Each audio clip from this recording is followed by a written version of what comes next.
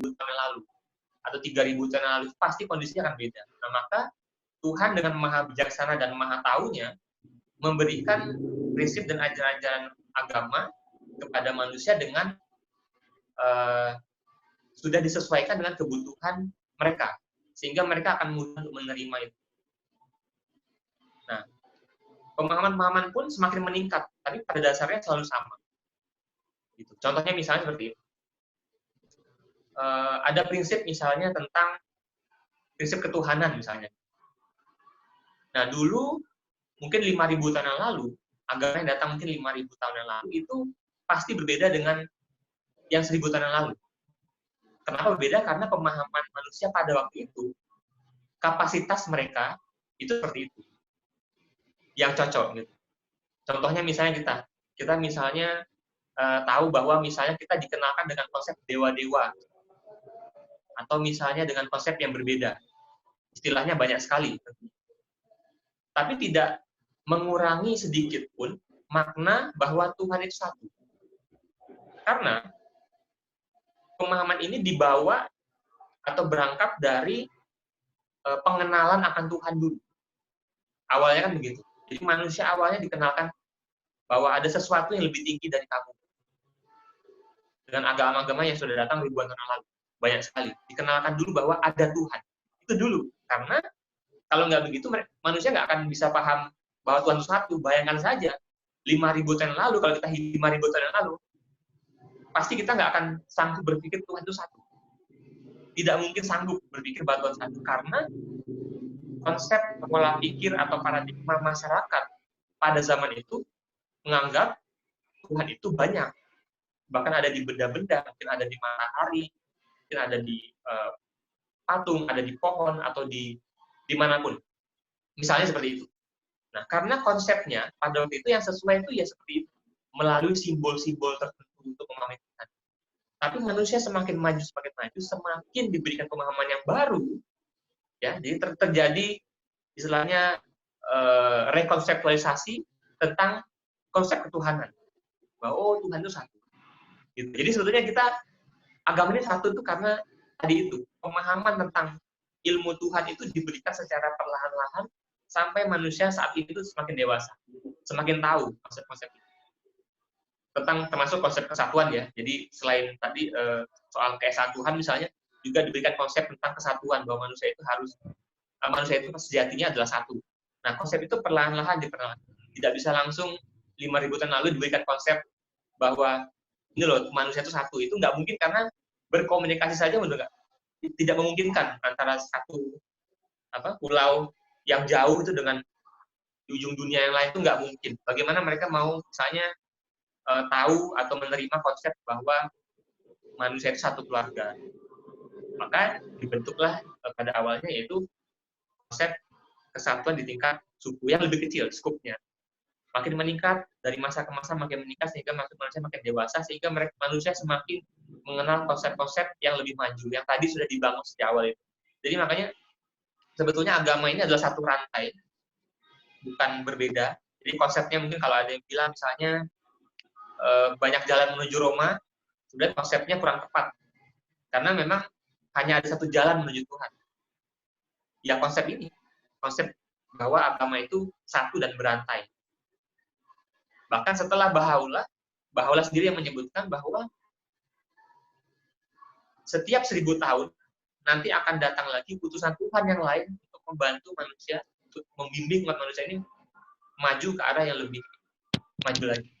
Jadi akan datang terus-menerus, tidak akan berhenti sebagai bukti cinta Tuhan kepada manusia. Jadi dia tidak akan meninggalkan manusia sendirian dan tanpa bimbingan. Kira-kira seperti itu. Itu konsep kesatuan di dalam ketunggalan dalam agama. Kira-kira seperti itu. Itu pertanyaan kedua tadi, kalau nggak salah mengenai diskriminasi. Iya, Pak. Pengucilan, diskriminasi, Bang. Saya rasa sebetulnya sama yang dialami oleh, kalau di Indonesia konteksnya, secara praktis ya dialami oleh minoritas yang ada di Indonesia, di luar 5 atau 6 agama sebelumnya, kurang lebih sama, tapi kita tidak tidak menganggap itu sebagai suatu hal yang dapat menyebabkan kita putus asa atau misalnya kecewa gitu. Karena ini adalah suatu proses pendewasaan manusia secara umum. Jadi memang kita memandang ini sebagai proses aja untuk maju. Kita terima ini sebagai proses untuk kita sama-sama maju dan berkembang. Jadi saya rasa itu mungkin Mas Yusuf ingin menambahkan.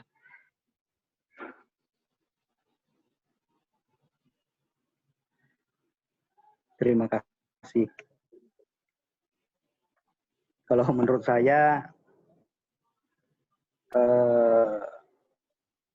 sesuatu hal yang baru itu pasti di dalam masyarakat itu pasti ada yang pro dan kontra dimanapun. Dan kalau kita lihat itu dalam sejarah agama itu, agama apa saja itu pasti ketika datang ya dimusuhi. Tidak ada yang tidak dapat penolakan. Dan di sini penolakan-penolakan itu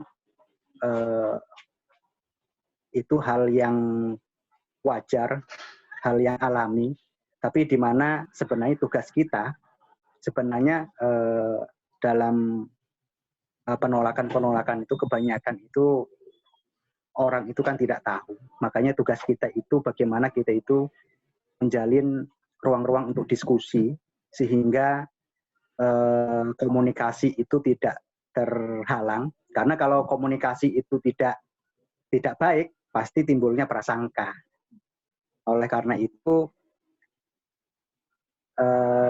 disinilah sebenarnya ruang-ruang yang kita punya, di mana ruang-ruang itu kita gunakan untuk diskusi. Diskusi ini sebenarnya itu kalau menurut saya ya kita tidak cari kebenar-benaran. Tapi diskusi ini bagaimana kita bisa mengarah ke apa yang lebih sempurna lagi, di mana ketika kita mempunyai ruang-ruang diskusi itu sebenarnya salah satu alat untuk menghilangkan prasangka. Dan bagaimana sebenarnya itu tujuannya adalah bagaimana kita bisa mempererat hubungan, dan hubungan itu akan bisa menjalin tali persahabatan, dan tidak di situ bagaimana persahabatan itu bisa menjadi persaudaraan. Karena kalau kita lihat sekarang itu banyak pemikiran-pemikiran di mana pemikiran-pemikiran itu dijadikan perbedaan. Sehingga perbedaan-perbedaan itu bisa menimbulkan prasangka, dan prasangka itu bisa menimbulkan kebencian. Oleh karena itu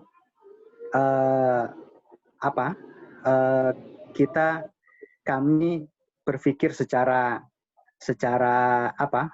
bebas saja. Maksudnya bebas itu bagaimana keadaan-keadaan yang terjadi, katakanlah seperti diskriminasi, penolakan atau apapun itu menjadi semangat kita bagaimana kita bisa menjalin hubungan dengan rasa cinta kepada pihak-pihak yang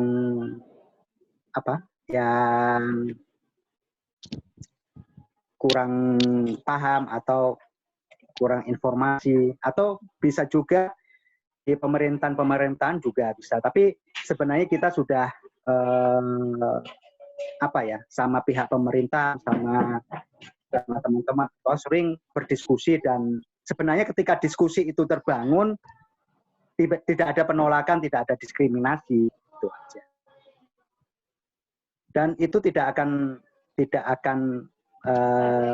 membuat kesedihan atau membuat terkucilkan kita, tidak ada rasa seperti itu, tapi ada hal yang lebih besar lagi bagaimana sebenarnya itu tujuan kita beragama, yaitu tujuan beragama itu bagaimana kita itu bisa menjadikan keluarga kita, lingkungan kita yang lebih luas lagi, yaitu dunia ini menjadi damai, berdasarkan rasa cinta dan kesatuan itu. Jadi memang ada, tapi pasti itu suatu hal yang alami kalau kita lihat, tidak bisa dihindari. Dan tantangan itu ya harus kita lewati. Ketika kita lewati itu ya harus dengan rasa cinta, tidak benci. Itu aja yang kita lakukan itu. Karena ketika kita lakukan dengan cinta, semuanya itu tidak ada yang bisa tidak. Semuanya itu akan bisa kita lalui. Terima kasih. Mungkin teman-teman ada yang mau berpendapat lagi. Oke, terima kasih kepada Bang Sandi dan Mas Yusuf. Kita sampaikan bahwasannya di sini tentang perbedaan itu hanya waktu tempat ibadah, syariat itu yang berbeda. Kalau dalam sosialnya itu sama untuk mengerjakan kebaikan. Saya ketik. Dan di sini pengujian itu dalam suatu agama yang baru atau agama yang belum dikenal oleh masyarakat itu pasti ada. Tapi itu seperti alami. Oke, terima kasih ke Bang Sandi dan Mas Yusuf. Inilah jawaban dari abang-abang. Oke, yang lain yang ingin bertanya tentang bagaimana sih keadaan masyarakat Bahai tentang COVID-19 ini. Mungkin dari teman-teman ada yang ingin bertanya tentang kondisi dan keadaan saat ini. Apakah sama resahnya dengan agama-agama lain saat ini? Kalau dalam Islam kan masjid sampai ditutup, dalam gereja pun ditutup, tidak bisa bersosialisasi, tidak bisa berkumpul. Apakah sama agama Bahai itu seperti itu? Mungkin dari teman-teman ingin bertanya tentang hal sedemikian.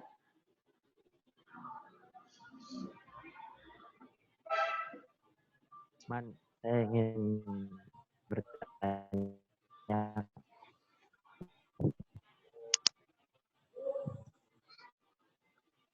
Gimana moderator?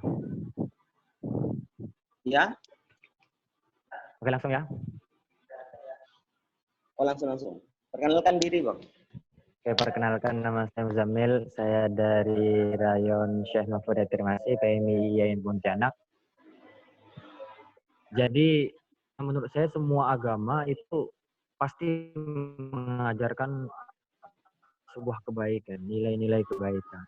Dan juga yang saya baca, agama Bahai ini memang sudah diakui di Indonesia. Karena merujuk dari undang-undang yang telah disahkan, memang semua agama, walaupun tidak tertulis di sebuah KTP misalnya, tapi itu tetap diakui sebagai agama yang resmi yang ada di Indonesia. Terus, saya sukanya di forum ini adalah, ini forum toleransi, forumnya kita bersama. Berbagai macam agama, ras, suku, dan budaya itu dipersatukan di dalam forum ini. Terus yang ingin saya tanyakan di sini kepada pemateri, pandangan pemateri terkait toleransi yang berada di Indonesia ini. Apalagi sekarang kita lihat pandemi COVID ini kan seakan-akan masyarakat, saya rasa kebijakan yang pemerintah lakukan untuk melakukan social distancing, pembatasan dengan skala besar itu adalah sebuah bentuk gimana ya, langkah awal yang dilakukan oleh pemerintah agar tidak tersebarnya pandemi COVID ini. Nah, yang pertama itu kan tadi saya bertanya tentang pandangan toleransi Abang Yusuf dan Bang Sandi di sini terkait toleransi yang ada di Indonesia ini. Apakah toleransi yang ada di Indonesia ini memang menerapkan toleransi yang memang ada di Undang-Undang Dasar, atau hanya sebatas kata-kata doang? Terus itu kan tadi pemateri belum menjelaskan terkait COVID ini, apa sih kendala dari agama Bahai ini dengan COVID ini? Misalnya ada pembatasan-pembatasan yang sama dengan kita, atau memang religinya atau ibadahnya itu tetap berjalan, namun skalanya itu lebih diperkecil lagi. Oke, terima kasih. Oke, terima kasih kepada Bang Muzamil atas pertanyaannya. Mungkin ada teman-teman yang lain yang ingin bertanya lagi.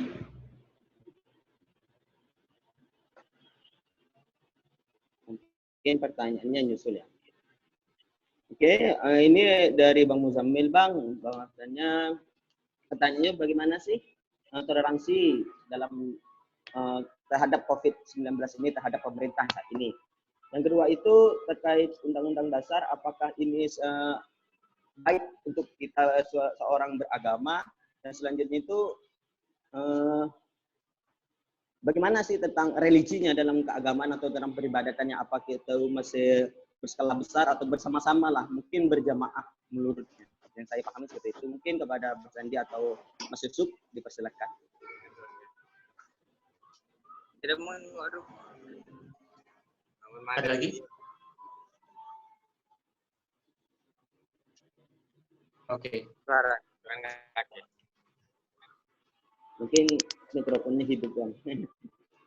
Bagaimana? Mungkin mikrofonnya teman sahabat-sahabat itu hidup, maka bukan bertanya, mungkin hanya ngomong sama Sahabat Kamal lebih. Oh, oke. Ya, mungkin dari saya.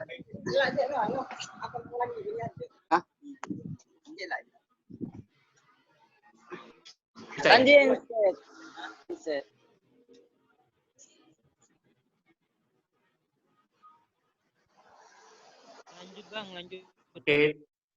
Oke, teman-teman. Terima kasih pertanyaannya. Yang pertama mengenai toleransi. Ini toleransi sebenarnya maksudnya bagaimana ya pertanyaan tadi? Saya kurang menangkap tadi. Terhadap COVID-19 atau bagaimana? Sebenarnya bukan terhadap COVID itu, Mas. Ya. Saya tanyakan itu pandangan Abang terkait toleransi yang ada di Indonesia ini. Apakah hanya sekedar kata-kata doang? Karena banyak itu oknum yang mengatakan toleransi kita harus junjung tinggi. Namun apa yang dirasakan oleh Mas itu? Oke. Ya, pandangan saya pribadi mungkin tentang toleransi di Indonesia, saya sih mencermatinya lebih kepada bahwa kita semua sedang belajar. Yang pentingnya adalah itu, bahwa kita sedang belajar, apapun kondisi kita semua, bagaimanapun pemahaman masyarakat tentang itu, menurut saya yang jauh lebih penting adalah kita berpikir bahwa kita sedang belajar untuk meningkatkan itu semua, toleransi, rasa percaya, dan cita dan kesatuan di antara kita semua, terutama misalnya di Indonesia ini. Jadi lebih fokus lebih ke situ ya. Saya mencermati seperti itu. Jadi kita sedang membangun bersama-sama, termasuk juga masyarakat Bahai, yang mana pastinya karena kita jumlahnya juga secara jumlah kecil, jadi kita sangat perlu untuk kerjasama dengan teman-teman semua. Jadi kita ingin mengajak kerjasama kepada teman-teman semua untuk bagaimana membangun kesatuan ke tingkat-tingkat yang lebih tinggi secara praktis di lapangan gitu dengan teman-teman semua. Saya rasa itu. Jadi lebih ke kita bicara bagaimana solusinya, bagaimana yang harus kita lakukan, sikap kita seperti apa, lebih ke situ. Kemudian mengenai dampak COVID ya, jadi saya rasa untuk dampak COVID semua masyarakat saya rasa mengalami hal yang sama ya. Jadi misalnya untuk kegiatan ya secara praktis kita mencari cara-cara kreatif untuk tetap melakukan kegiatan-kegiatan kita yang berhubungan dengan hubungan masyarakat. Bisa juga dilakukan seperti ini, misalnya kita ada doa bersama, bisa dilakukan dengan Zoom ya seperti ini secara online ataupun WhatsApp video ataupun media-media lainnya tetap berjalan walaupun ada hal-hal yang mungkin tidak bisa dilakukan secara normal gitu ya. Tapi kita terus mencari cara-cara kreatif untuk tetap aktif karena ini kan sebenarnya bukan social distancing ya, tapi physical distancing ya. Jadi tetap secara sosial kita harus berkomunikasi, tetap berkomunikasi seperti biasa dan tetap berinteraksi, beraktivitas seperti biasa, mungkin dengan cara yang berbeda. Kira seperti itu. Mungkin Mas Yusuf bisa nambahkan.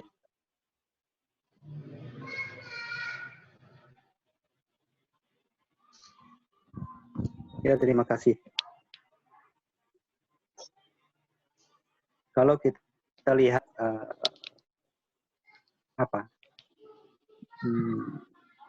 keadaan masyarakat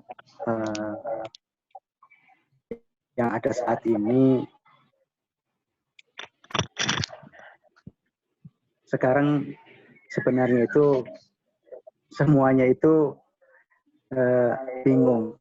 Sebenarnya kalau kita lihat dasarnya itu kan semua orang itu mendambakan kedamaian, mendambakan ketenangan, bagaimana bisa bekerja sama, dan bagaimana bisa saling membantu. Yang kayak dulu bagaimana kita bisa gotong royong, gitu kan.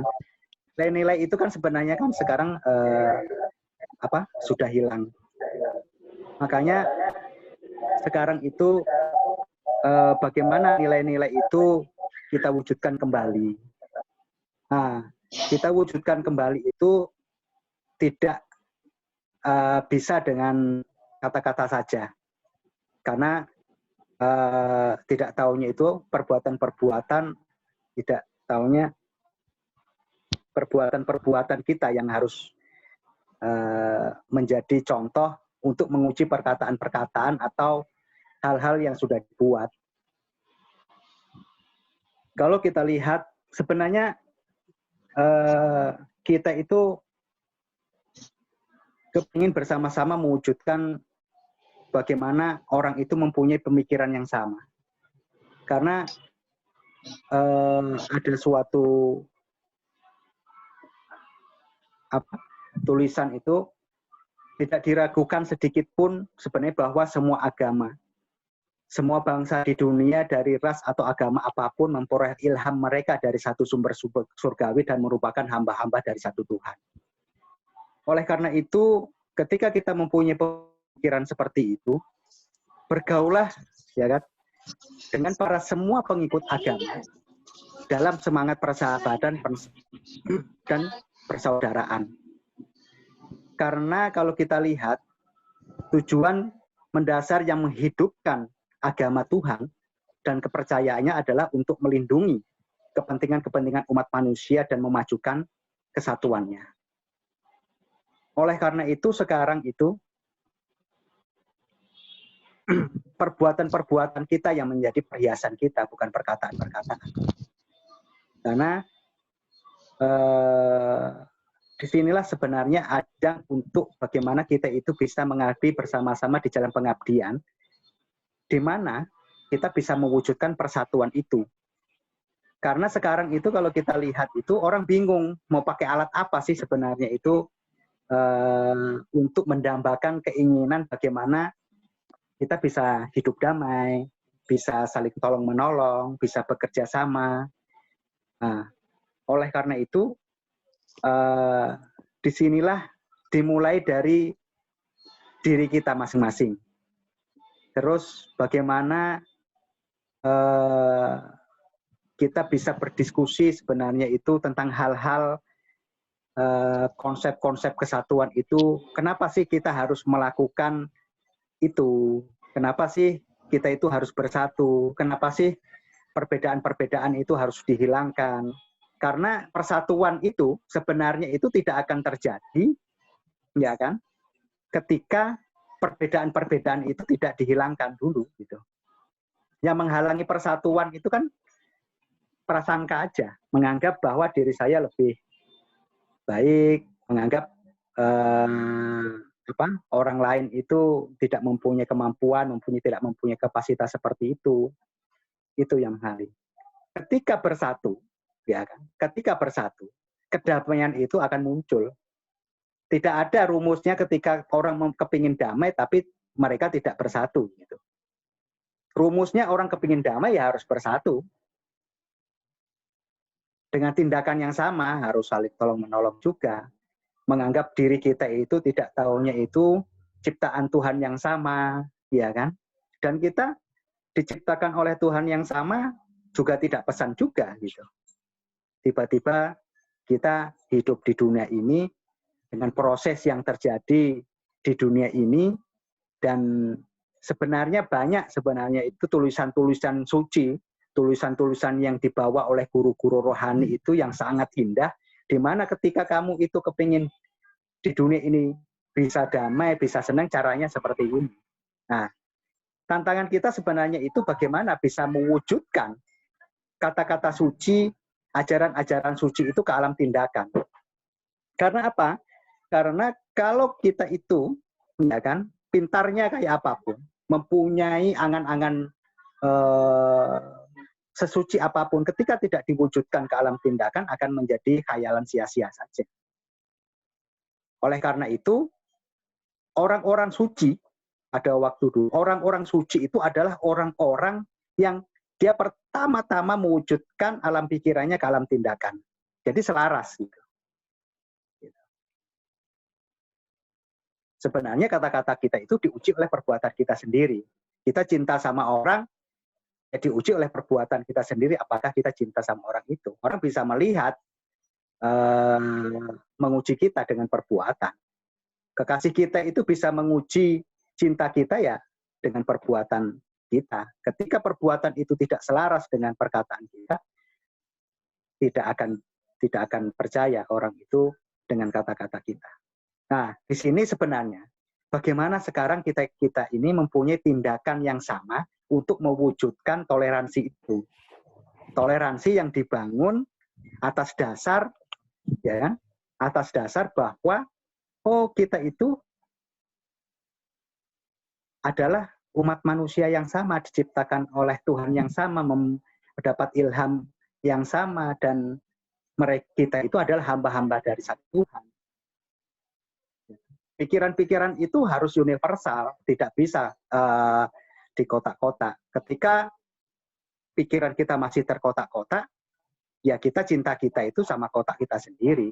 Nah, tapi kalau kita lihat realitas ini, cinta Tuhan itu tidak terbatas. Siapapun itu, dia dihidupkan oleh Tuhan, ya kan? Karena sinar matahari yang sama, walaupun orang itu tidak mengenal Tuhan, walaupun orang itu tidak taat kepada Tuhan, tetap Tuhan mengasihi kehidupan. Oleh karena itu, di sini sebenarnya kita harus mempunyai pola pikir yang sama. Kenapa kita itu bersatu? Ketika kita bersatu dengan pikiran yang sama, dengan tindakan yang sama, ya dunia ini akan damai. Karena kedamaian tidak akan muncul karena kita tidak bersatu. Bersatu itu tidak akan muncul kalau pikiran kita masih menganggap diri kita lebih benar. Kebenaran itu adalah kebenaran hanya satu, milik Tuhan. Gitu. Kalau kebenaran milik manusia, ya bingung kita banyak benarnya. Sekarang kalau kita lihat itu, kebenaran kalau di lapangan kebenaran banyak gitu, makanya kita bingung. Padahal kebenaran itu hanya satu, matahari satu gitu. Mataharinya Amerika, mataharinya orang Indonesia, mataharinya orang Thailand itu satu matahari itu. Tapi kalau seumpamanya Amerika itu mengklaim ini matahari saya, Indonesia mengklaim ini matahari saya, negara lain juga mengklaim ini matahari saya, pasti akan terjadi timbul konflik perselisihan. Tidak taunya ketika kita itu bertikai, konflik itu adalah suatu hal kebodohan. Kebodohan itu diakibatkan oleh ego kita, ya kan? Kebodohan diakibatkan oleh kebodohan kita sendiri. Ya. Oleh karena itu, sekarang manusia itu dalam tahap kedewasaan, di mana sekarang manusia itu mereka berpikir bagaimana kita itu bisa menciptakan dunia ini aman. Bagaimana bisa menciptakan dunia ini orang-orangnya itu saling membantu. Bagaimana dunia ini tanpa batas. Karena pembatasan itu dibuat oleh manusia itu sendiri dan Tuhan tidak pernah membuat batasan-batasan itu. Tapi kalau kita lihat batasan-batasan itu akan berangsur-angsur hilang dengan kehendak Tuhan sendiri. Kalau kita lihat sekarang, walaupun dunia ini masih dibatas-batasi oleh keadaan geografis dan oleh hal-hal administrasi negara-negara, tapi alat-alat yang kita gunakan ini tidak ada batasnya. Suatu contoh kalau kita lihat sudah ada media-media yang bisa kita gunakan seperti ini. Sebenarnya keadaan-keadaan yang tanpa batas itu adalah keadaan-keadaan rohani, di mana keadaan rohani itu tidak mengenal ruang dan waktu. Ruang dan waktu itu hanya ada di dunia ini, ya kan? Ketika keadaan-keadaan rohani itu sebenarnya kita pancarkan atau kita aplikasikan di dalam perbuatannya, dunia ini ya akan menjadi surga bagi kita semua. Nah, oleh karena itu sebenarnya tantangan kita bagaimana kita mempunyai pola pikir yang sama, dan bagaimana pola pikir yang sama itu kita wujudkan ke alam perbuatan, dan alam perbuatan ini di mana-mana orang itu mempunyai satu tindakan untuk mewujudkan kesatuan.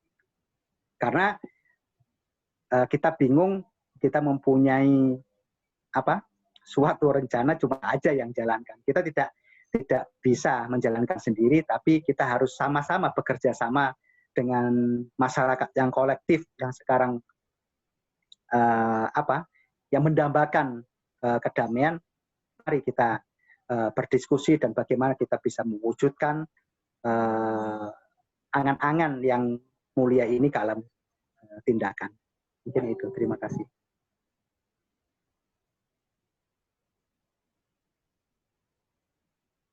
Oke, terima kasih kepada Mas Yusuf dengan jawabannya dan Bang Sandi. Mungkin yang lain ingin bertanya atau ingin berpendapat di forum ini, dipersilakan.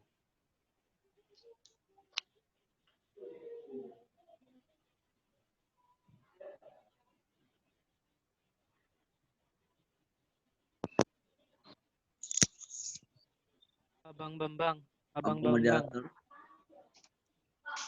Yuk, teman-teman. Bambang. Saya silakan, mau Bambang. memberi satu pernyataan. Perkataan.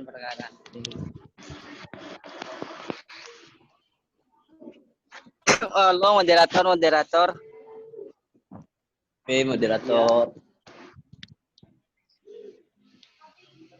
Moderatornya jaringannya jelek kayaknya.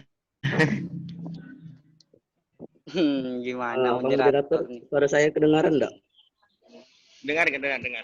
Oke. Moderator. Yang ingin bertanya? Boleh Iya. bertanya nih. Langsung enggak? Saya ingin Siap. memberikan Langsung. bukan satu perkataan. Oke. Oke, terima kasih kepada Perkenalkan diri, Bang. moderator yang sudah memberikan waktunya. Saya sedikit menanggapi terkait dengan Nama Bang? virus Namanya corona Bang? ataupun COVID-19. Oh, nama saya Kamal. Oh, Kamal. Dari mana Bang? Saya dari kader PI. Oh, kader Bang. Oh, siap. Lanjut Bang. Oke, saya sedikit menanggapi ya dari pandangan agama baik terhadap isu-isu corona saat ini. Tadi sudah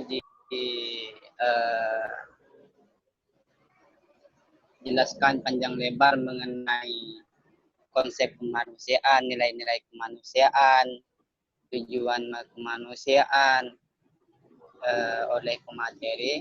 Cuman saya sedikit menanggapi dengan hal itu.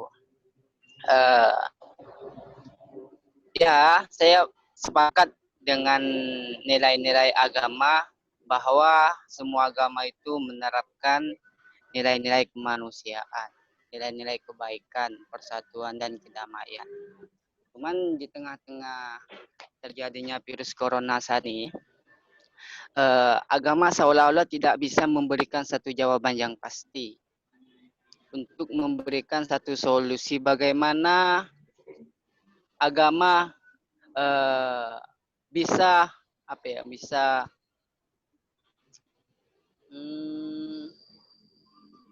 memberikan satu solusi untuk menghindari kita dari virus corona.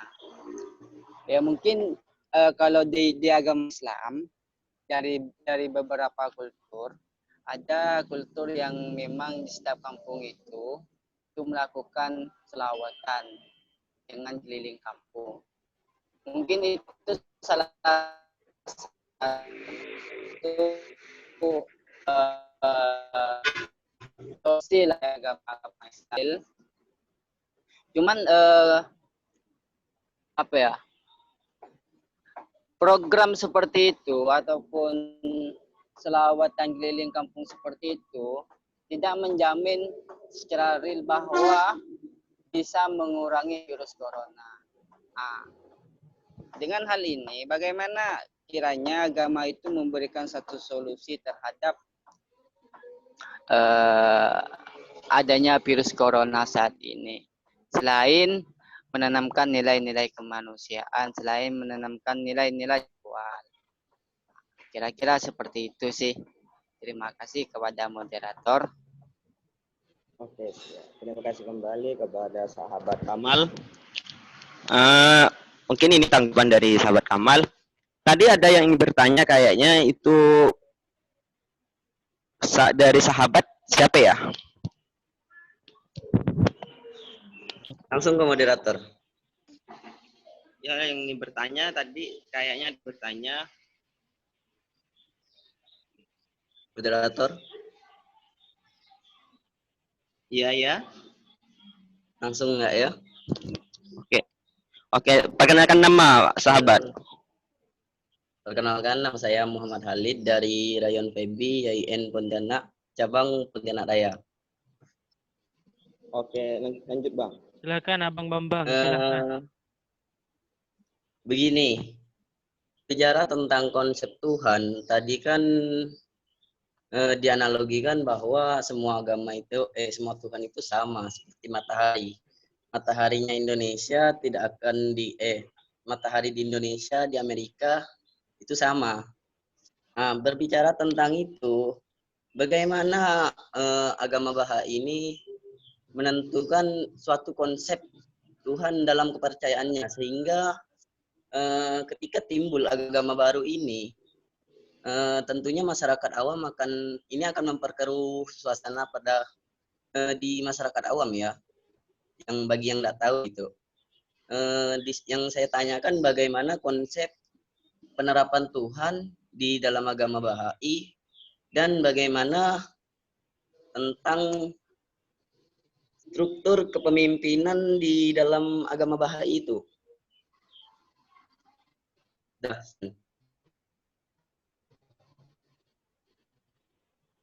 Oke, terima kasih.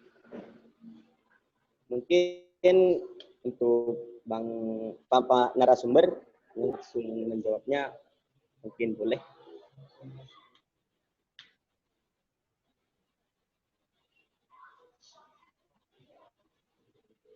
Ya, untuk pertanyaan yang pertama tadi, bagaimana penerapan Tuhan? Bagaimana penerapan Tuhan dalam beragama, Bang? Menurut agama Abang? Oh, yang dari Mas Bambang ya? Iya. Ini mengenai konsep Tuhan ya berarti? Iya, konsep Tuhan ya. dalam agama Abang.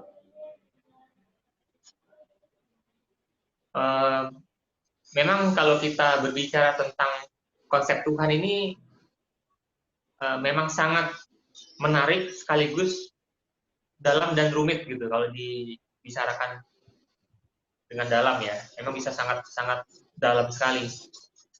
Tapi pada dasarnya di dalam Bahai konsep Tuhan ini pertama jelas Bahai mengaku satu Tuhan atau monoteism. Kemudian Bahai saya rasa sama seperti kebanyakan agama-agama lainnya yang mengakui bahwa dia adalah salah-satunya pencipta yang tertinggi dan yang maha sempurna, sehingga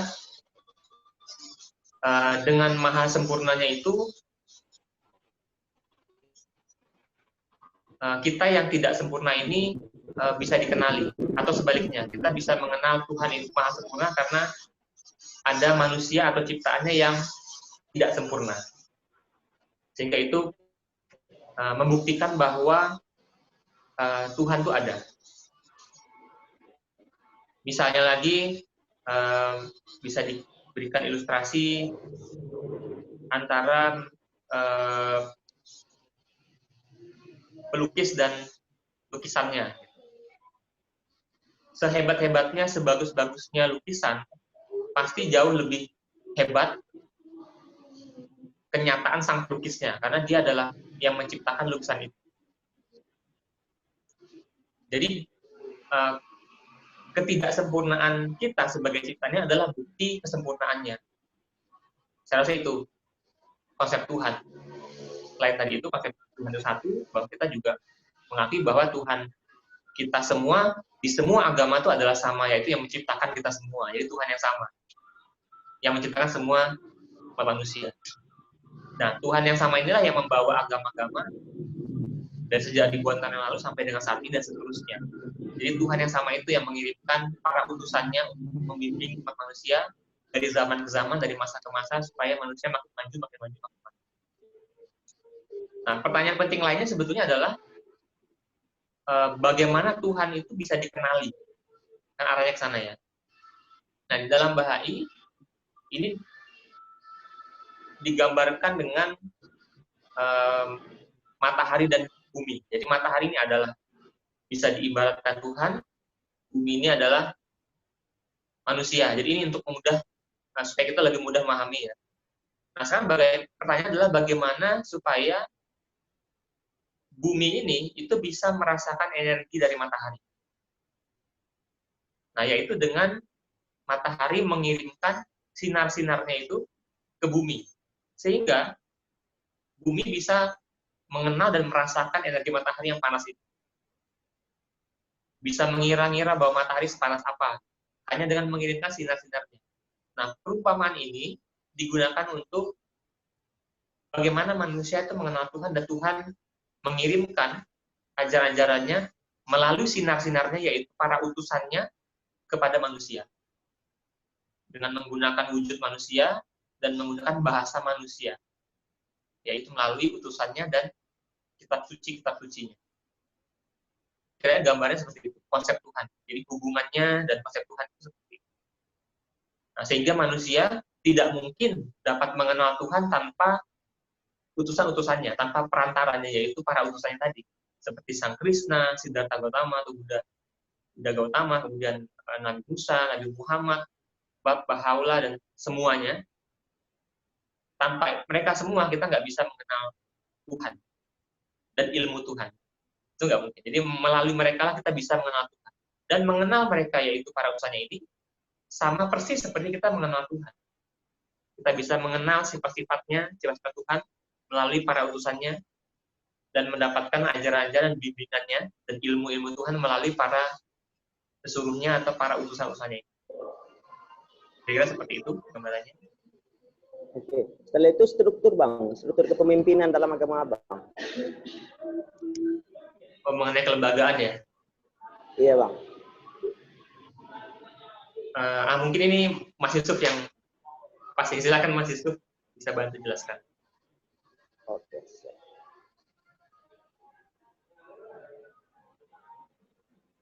Terima kasih. Kalau struktur tentang kelembagaan agama Bahai itu, di dalam agama Bahai tidak ada pemimpin agama. Di dalam agama Bahai ada suatu lembaga, di mana lembaga ini dipilih secara demokratis oleh masyarakat Bahai yang sudah dewasa, yaitu umur 21 tahun. Dan lembaga ini kalau di tingkat nasional itu ada Majelis Rohani Nasional. Majelis Rohani Nasional itu terus kalau kita lihat lagi lembaga yang ada di dalam suatu akar rumput atau di klaster atau di dalam suatu kabupaten itu adalah majelis rohani setempat. Dalam pemilihan majelis rohani setempat itu, majelis rohani setempat dipilih oleh mukmin ba'i yang sudah dewasa, yaitu umur 21 tahun. Itu yang dipilih adalah seluruh mukmin ba'i yang sudah dewasa, yaitu 21 tahun ke atas, dan berhak dipilih dan memilih. Dan pemilihannya tidak boleh kampanye atau pokoknya tidak boleh ada unsur-unsur politiknya. Jadi siapapun itu berhak dipilih dan memilih. Dan ketika kita memilih itu juga tidak boleh kita itu berdiskusi namanya atau kita itu berbicara habis milih, oh saya baru milih itu, enggak bisa seperti itu. Memang rahasia sekali pemilihannya itu. Terus di tingkat nasional lagi juga ada majelis rohani nasional. Majelis rohani nasional dan majelis rohani setempat itu terdiri dari 9 orang. Dan 9 orang ini dia itu pemilihannya itu sebenarnya majelis rohani setempat ini dengan majelis rohani nasional itu hampir sama, yaitu 1 tahun sekali berubah. Dan majelis rohani nasional itu terintegrasi oleh majelis rohani setempat di seluruh Indonesia.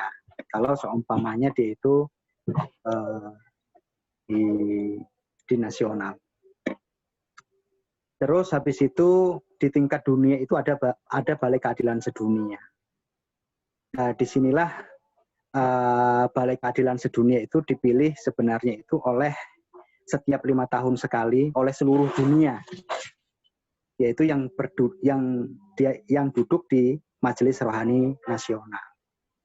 Setiap 5 tahun sekali melakukan pemilihan yang diadakan di Tanah Suci, yaitu di Tanah Suci di Haifa, di Gunung Karmel di sana.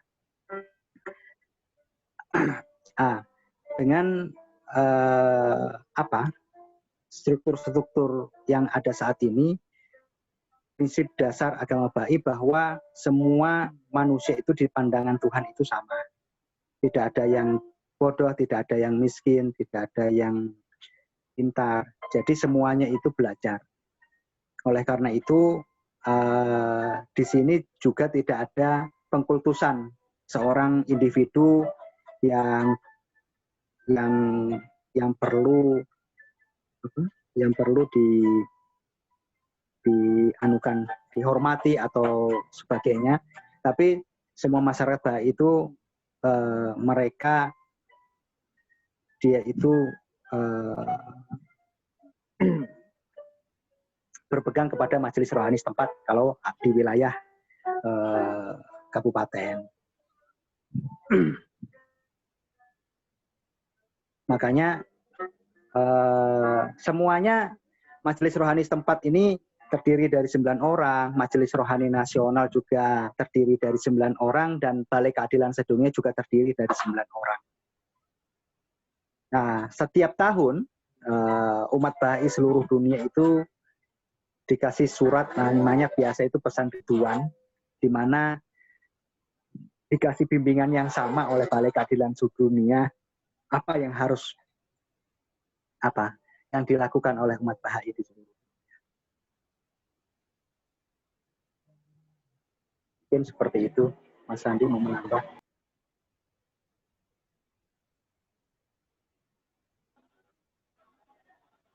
Ya, mungkin Bang Sandi ingin menambah.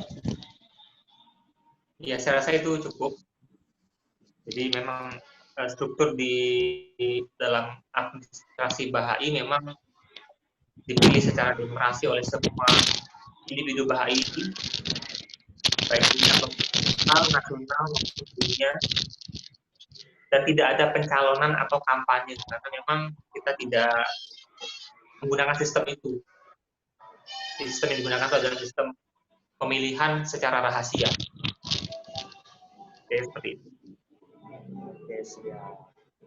Mungkin ada lagi, Bang?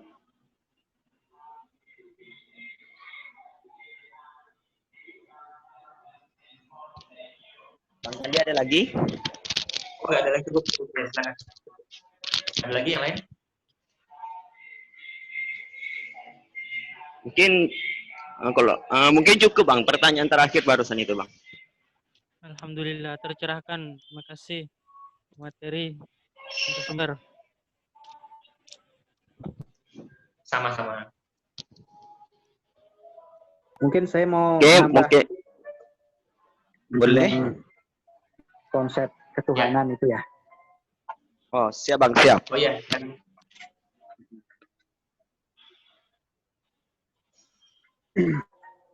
Jadi sebenarnya itu konsep ketuhanan itu sama, bahwa Tuhan kita itu adalah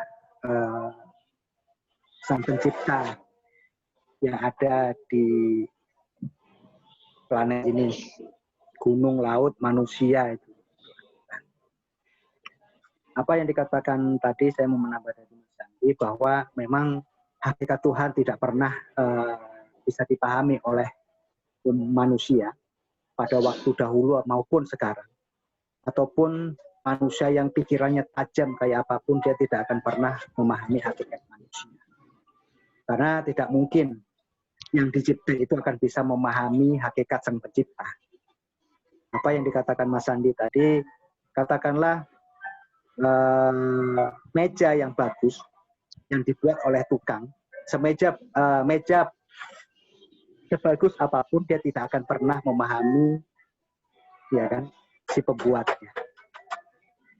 Oleh karena itu, karena dasar penciptaan itu adalah cinta kepada umat manusia, Tuhan mengirimkan sinar-sinarnya, yaitu perwujudan-perwujudannya atau utusan-utusannya, atau bisa dikenal Rasulnya, untuk membimbing umat manusia, sehingga umat manusia itu mempunyai peradaban yang luhur. Karena tidak kita pungkiri, kebaikan-kebaikan yang kita pelajari, yang kita lakukan, itu dari utusan-utusan Tuhan itu. Di mana seorang utusan itu membawa ajaran-ajaran yang sangat luar biasa, di mana utusan-utusan Tuhan itu bisa merubah pola pikir umat manusia, bisa menjadikan manusia yang tidak beradab mempunyai peradaban yang luhur, yang di mana peradaban itu bisa menjadi contoh seluruh umat manusia. Bahwa kita yakin bahwa semua yang menciptakan, ya kan, yang menciptakan seluruh alam yang ada ini adalah Tuhan satu. Ya. Kalau kita lihat di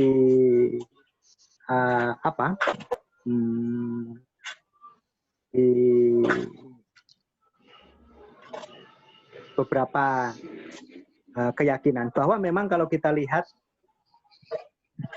banyak perbedaan-perbedaan, kalau menurut saya adalah perbedaan itu hanya nama saja. Tapi hakikatnya hanya satu, yaitu Tuhan Sang Pencipta yang menciptakan kita semua, yang menciptakan laut, menciptakan langit, menciptakan bumi, dan menciptakan planet-planet lain. Dan saya berkeyakinan bahwa semua perwujudan yang diturunkan oleh Tuhan berasal dari Tuhan yang sama. Tujuannya adalah untuk mendidik umat manusia, bahwa bagaimana umat manusia ini bisa menjadi manusia yang luhur, mempunyai peradaban yang luhur, di mana peradaban ini yang bisa membedakan manusia dengan alam di bawah manusia, yaitu binatang. Karena sifat binatang adalah mana yang kuat itu menang. Binatang itu kalau kita lihat, kalau saya lapar, saya dapat makanan, saya harus kenyang dulu, baru saya tinggalkan makanan itu. Binatang itu kalau ada binatang lain yang yang masuk wilayah saya, ya kan, atau masuk wilayah binatang lain pasti akan kelahi. Jadi disinilah sebenarnya bagaimana kemuliaan kita harus kita tunjukkan, ya kan, dengan perbuatan berdasarkan, sebenarnya itu adalah berdasarkan ajaran-ajaran yang telah diajarkan oleh utusan-utusan Tuhan yang sudah diutus oleh Tuhan di muka bumi. Dan utusan-utusan Tuhan itu mewariskan suatu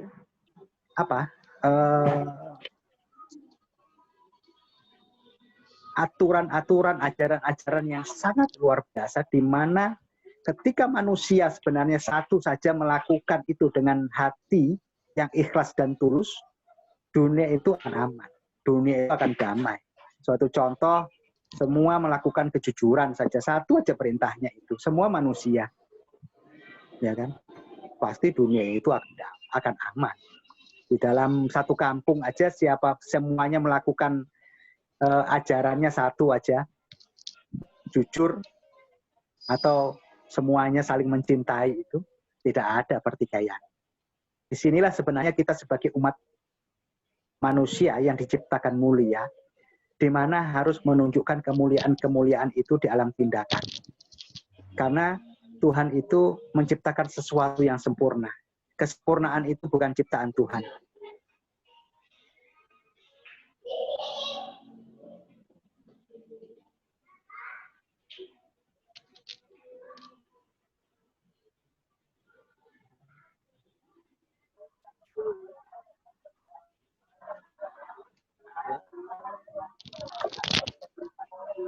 Mati ya? Mungkin Mas Ya. Mas Yusuf? Ya, halo. Ah, Ya, Mas. Masih terhubung?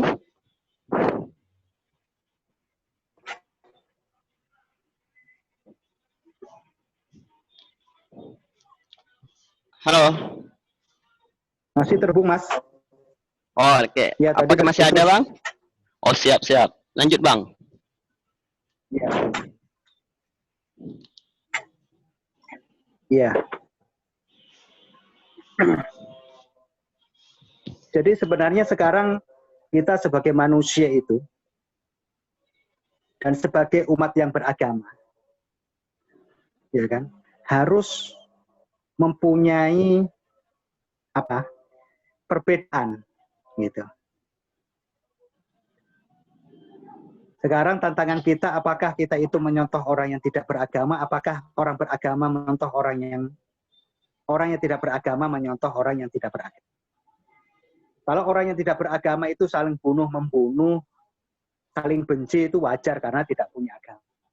Tapi apakah wajar ketika orang beragama mempunyai ajaran-ajaran yang luhur, saling benci, saling berprasangka? Kalau menurut saya itu lebih tidak wajar.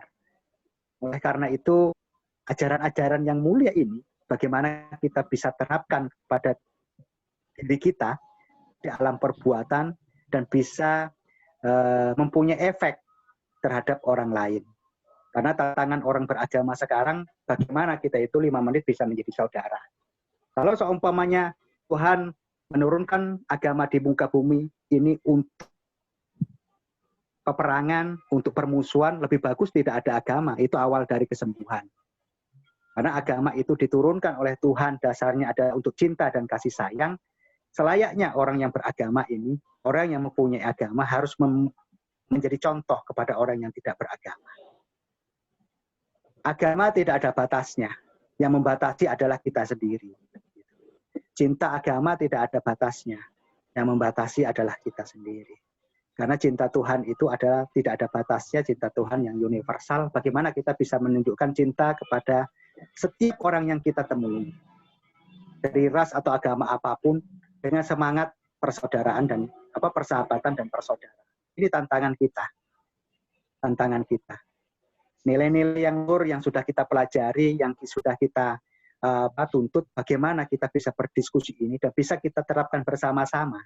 Karena tidak mungkin kita mempunyai suatu pemikiran dan kita lakukan sendiri tidak akan mengubah apapun.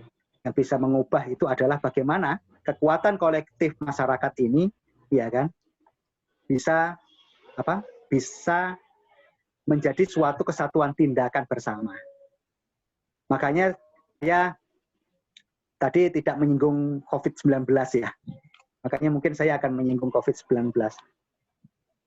Sekarang kita tidak bisa lepas dari sejarah dunia ini. Banyak krisis-krisis yang yang sudah terjadi sebelum krisis ini. Kalau menurut kita itu suatu contoh, kita kalau membaca sejarah seperti Perang Dunia Pertama, Perang Dunia Kedua, itu krisis yang sangat luar biasa, mana krisis itu yang mengakibatkan kesedihan umat manusia. Tapi kita lihat, krisis itu adalah suatu proses kesempurnaan. Karena di dunia ini tidak ada yang terjadi suatu kebetulan. Karena dunia ini sudah keadaan dunia ini terjadi sudah ditentukan oleh Tuhan yang Maha Kuasa. Kalau kita lihat krisis Perang Dunia Pertama, Perang Dunia Kedua, tidak taunya setelah krisis itu manusia itu mempunyai kesadaran bahwa kita itu harus bersatu. Kita itu saling tergantung pada orang lain. Oleh karena itu, setelah Perang Dunia Kedua, kita lihat terbentuklah Liga Bangsa-Bangsa, terbentuklah Persatuan Bangsa-Bangsa, ya kan? Nah, dan kalau kita lihat setelah krisis itu, kesatuannya itu makin tampak lagi, kesatuan umat manusia. Dan kita lihat lagi sekarang itu, ketika menghadapi krisis ini, kita tidak bisa tidak tergantung pada negara lain. Semuanya itu tidak bisa tidak tergantung pada negara lain. Kalau kita lihat ini secara alami, ya kan, negara lain itu saling bantu membantu. Kesadaran-kesadaran itu mulai tumbuh kepada pemimpin-pemimpin negara. Kesadaran itu mulai tumbuh kepada masyarakat bahwa ketika kita itu tidak saling membantu, ya kita itu akan tambah parah lagi menghadapi keadaan ini. Saya akan menggambarkan bahwa sekarang itu ada perahu, dia itu lagi berlayar di sungai. Kenapa saya katakan di sungai? Karena kalau kita lihat krisis ini akan cepat berlalu. Sungai itu jangkauannya pendek daripada saya analogikan berlayarnya di laut, karena laut itu tanpa batas. Nah, perahu ini sekarang itu lagi diterpa ombak, yaitu perahu ini lagi menuju ke suatu tujuannya. Nah, tidak tahunya perahu ini saya ibaratkan, saya analogikan adalah kekuatan kolektif masyarakat. Kekuatan kolektif masyarakat. Perahu ini bisa mencapai tujuannya tergantung, ya kan, kesatuan tindakan kolektif masyarakat untuk menghadapi ini bersama-sama, gitu. Karena sekarang itu dituntut kesatuan tindakan. Kalau kita lihat di dalam prinsip agama baik juga, yaitu ketaatan kepada pemerintah. Pemerintah sekarang ngasih himbauan berdasarkan sebenarnya itu himbauan dari Persatuan Bangsa-Bangsa. Dan sekarang itu himbauan Persatuan Bangsa WHO, himbauan WHO sekarang ini dilakukan oleh semua orang yang ada di dunia ini. Yang sekarang itu terjadi di Indonesia itu sebenarnya lagi menerapkan perintahnya WHO. Nah, sekarang ini tuntutannya itu, tantangan kita, bagaimana kita itu melakukan perintah ini secara bersama-sama. Gitu. Dan ini tidak mudah. Gitu. Dan kita juga baru mengalami ini, dan kita juga belum punya pengalaman untuk mengalami pandemi seperti ini. yaitu wabah global umat manusia, sekarang dituntut umat manusia itu bersatu. Tanpa kesatuan, kita akan terseok-seok, ya kan, untuk menghadapi krisis ini. Tapi saya yakin, ya kan, saya yakin bahwa ini akan berlalu dan ada suatu kemenangan yang luar biasa setelah ini, yaitu kesadaran umat manusia, kesaling tergantungan umat manusia, bahwa manusia itu tidak bisa hidup sendiri. Manusia itu harus bersatu. Karena zaman globalisasi itu tidak mungkin negara itu berdiri sendiri. Negara dengan negara lain harus bekerja sama, di mana kerjasama itu saling menguntungkan dan tidak saling merugikan. Ya kan? Kalau kita lihat negara-negara kuat itu sekarang itu berlomba-lomba mendanai militernya, ya kan, anggaran militernya bagaimana negara itu kuat. Karena beranggapan bahwa militer kuat, negara itu kuat. Negara akan didengarkan oleh negara lain. Tapi kalau kita lihat, Tuhan itu mempunyai rencana, di mana rencana itu tidak sesuai dengan pemikiran umat manusia.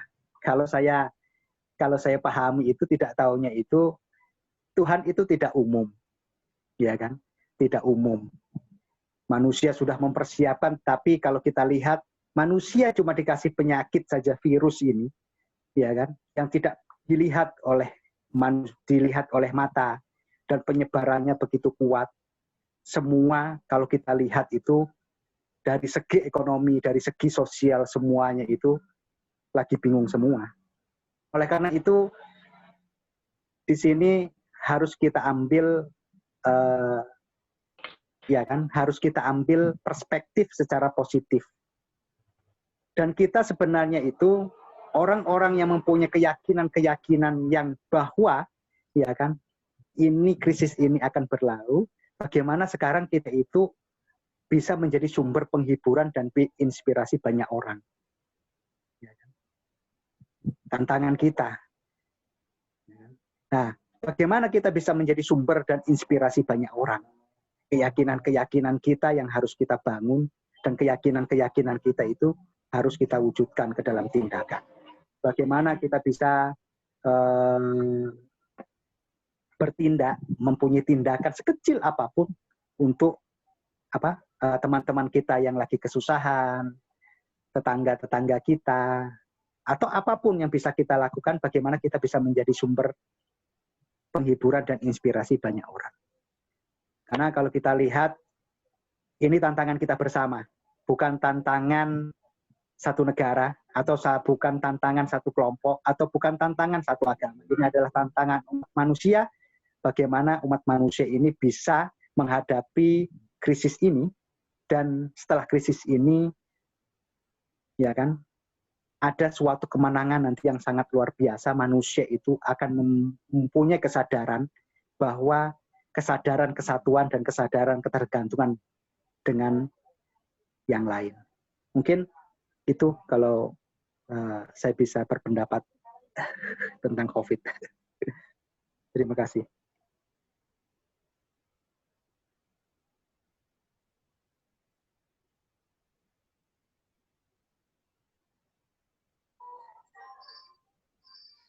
Mic-nya hidupkan, Man. Sulaiman. Oke, terima kasih Mas Yusuf. Lupa. Mungkin ini terakhir atau penutup dari diskusi pada pagi hari ini. Siang hari ini. Sayang. Ya, internet itu aja ya, biar tidak terlalu tegang untuk pemahaman COVID-19 terhadap pemahaman terhadap agama. Mungkin kita foto bersama dulu ya, sebelum berakhirnya diskusi siang hari ini. Sore ya? Sudah sore. Sore hari ini. Fotolah. Mungkin kameranya hidupkan semua ya. Videonya.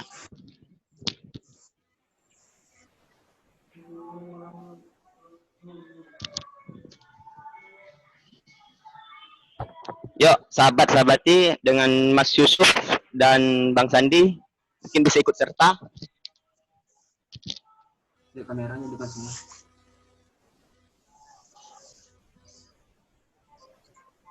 Farah, Siap semua, Kak? Maulana, Zainul Arifin, Muzamil, Bambang.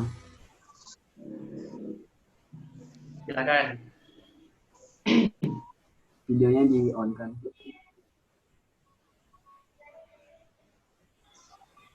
Saya usul Mas Sulaiman, Iya. bagaimana pertemuan ini kita tutup dengan suatu doa, di mana doa ini kita tujukan kepada seluruh manusia, bagaimana umat manusia bisa diberi kekuatan untuk menghadapi krisis ini. Siap Bang, siap. Boleh Mas, boleh Mas.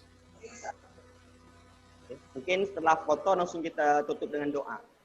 Yang memimpin Mas Yusuf atau Bang Sandi? Mas Yusuf. Saya bisa berdoa, mungkin ada juga teman lain mau berdoa, beberapa orang juga bisa, bukan saya aja gitu. Sulaiman. Oh siap. Mungkin dari Islam satu, dari Abang satu gitu ya Bang.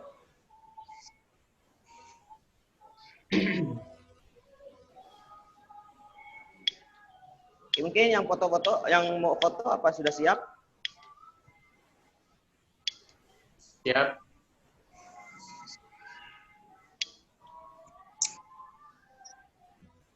Mas Pian, Kameranya di apa depan. sudah siap semua Mas Pian? Kameranya di depan. Siap. Muzamil, Maulana, Farah, Zainul Arifin.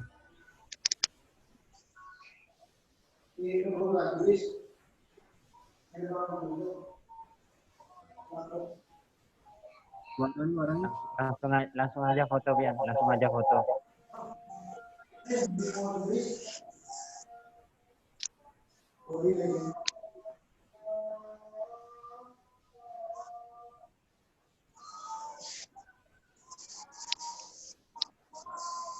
Mas Pian, Semen. bagaimana? Kenapa? Siap? Sudah kan? Oke.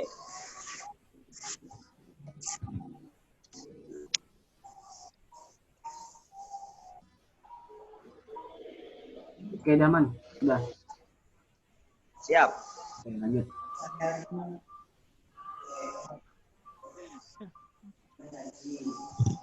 Kalau doa mungkin Bang Ajis atau Bang Zainul juga bisa mewakilkan juga nanti setelah Bang Yusuf. Iya, dari Islam ya.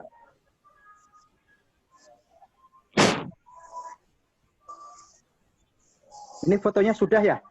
Sudah. Fotonya belum nih kayaknya. Fotonya Banyak yang nggak belum. videonya. Mungkin memang jaringan bermasalah, Mas Pian. Iya, Memang iya. di sini tidak keluar fotonya. Iya, iya. Banyak kok. Ataupun Banyak kita langsung berdoa foto-fotonya aja yang karena nggak jaringannya memang muncul. bermasalah.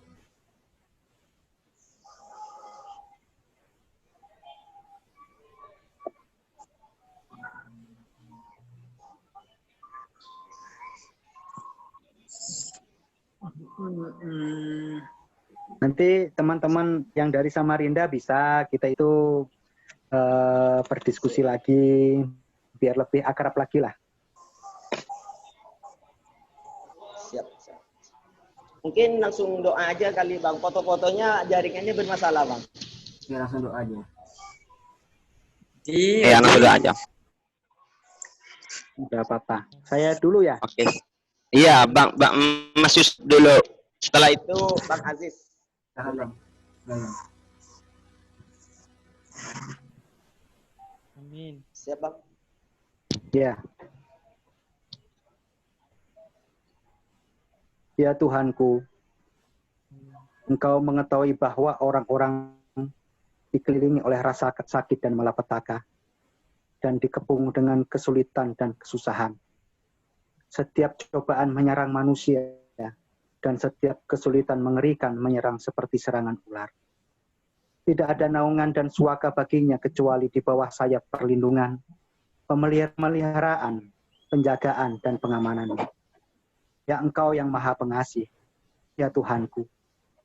Jadikanlah perlindunganmu, tamengku, pemeliharaanmu perisaiku, kerendahan hatiku di hadapan pintu keesaanmu penjagaku, dan pengamanan dan pertahananmu bentengku, dan tempat kediamanku. Lindungilah daku dari bisikan-bisikan keakuan dan hawa nafsu, dan jagalah daku dari setiap penyakit, coba, kesulitan, dan siksaan. Sesungguhnya, Engkaulah Sang Pelindung, Sang Penjaga, Sang Pemelihara yang mencukupi, dan sesungguhnya Engkaulah penyayang dari Yang Maha Penyayang. Abdul. Bang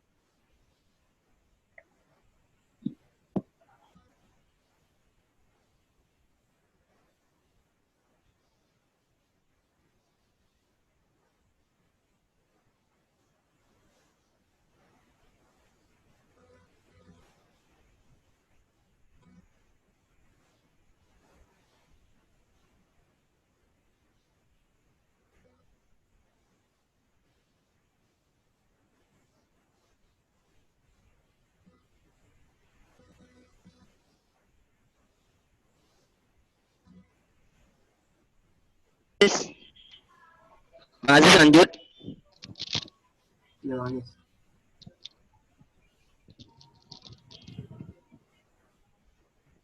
Bismillahirrahmanirrahim. Bifadlika ya Rabb subhanaka rabbil izzati amma yasifun wa salamun alal mursalin. Alhamdulillahi rabbil alamin. Bi asraril Fatihah. A'udzubillahi minasyaitonir rajim. Bismillahirrahmanirrahim. Alhamdulillahi rabbil alamin arrahmanir rahim maliki yaumiddin. Iyyaka na'budu wa iyyaka nasta'in ihdinas siratal ladzina an'amta 'alaihim ghairil maghdubi 'alaihim.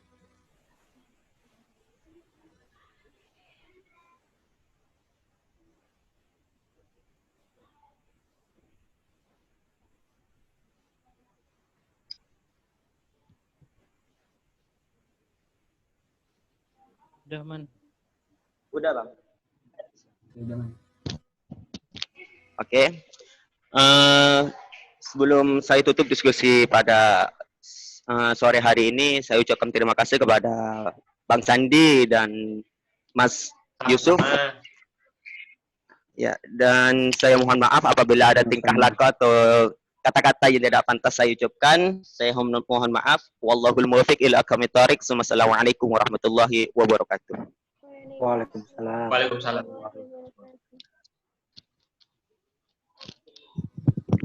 Terima kasih ya Bang Ali sama Bang Sandi. Ya, terima kasih semuanya. Mohon maaf Terima kasih semuanya. kalau ada kata-kata saya kalau kurang berkenan. Mas. Siap.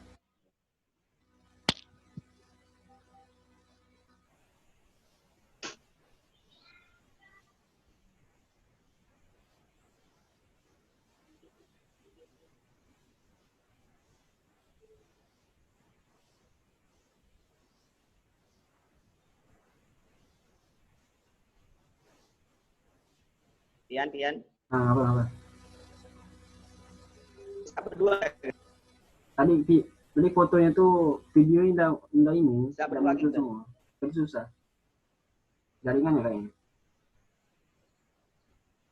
Iya, emang nggak muncul di sini, makanya saya langsung suruh itu aja. Nah, itu lah. Tapi udah oke lah. Ya nggak apa-apa lah. Yang penting ada komunikasi.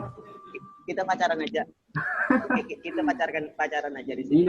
Ini apa videonya udah aku rekam semua dari awal tadi diskusinya. Nanti aku Awal. kirim di grup. Oh, bagus. Siap. Ya. Oke, makasih ya, Pian. Ya, sama. Oh, jaya selalu, Kamsat. Salam.